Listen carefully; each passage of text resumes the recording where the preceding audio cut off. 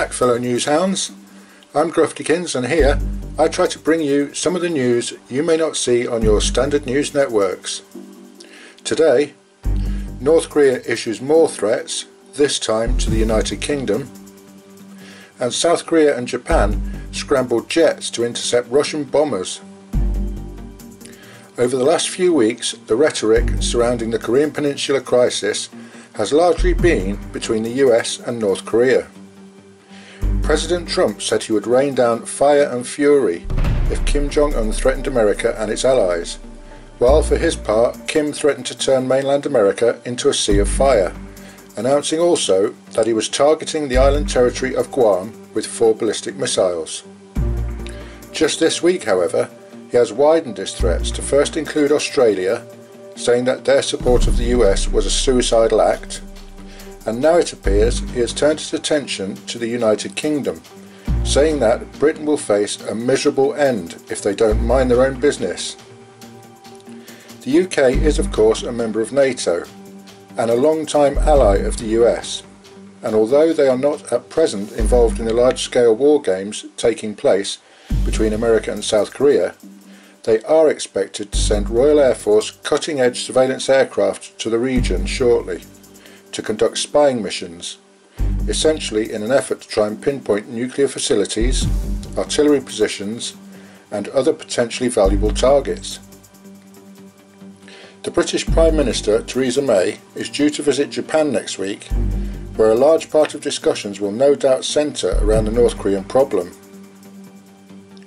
Kim Jong-un's mouthpiece media outlet, the KCNA, or Korean Central News Agency, stated, "We solemnly warn not only the US and South Korea, but also satellites including the UK and Australia, which are taking advantage of the present war manoeuvres against the North, that they would face a miserable end."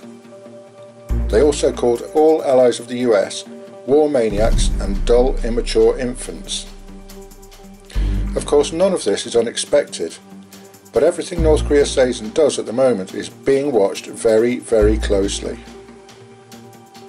Elsewhere, both South Korean and Japanese military jets were scrambled as a flight of Russian aircraft, including 2 nuclear-capable bombers, flew a highly unusual mission around the Korean Peninsula. The flight was over international waters but caused some serious attention nonetheless.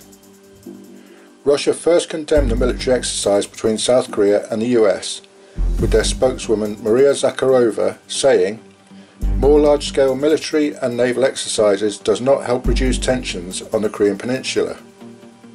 Then, on that very same day, the Russian Defense Ministry announced a bomber flight, which flew over the Pacific Ocean, the Sea of Japan, the Yellow Sea and the East China Sea.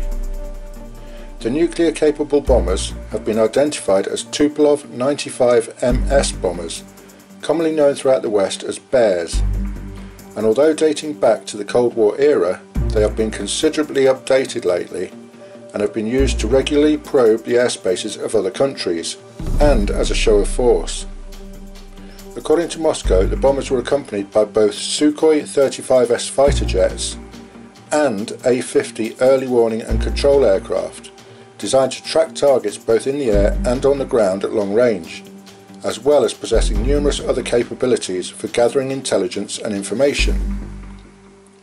Russia has so far been rather quiet regarding the tensions between America and North Korea, although they have moved troops and hardware to their border over the last couple of months. But this is the first time they have shown such an obvious interest. This flight would without doubt have been watching the current exercises taking place, as well as gathering whatever tactical information they could from around the region. Whatever happens, I will try to keep you informed about this and other stories from around the globe, so hit that like and subscribe button for further updates.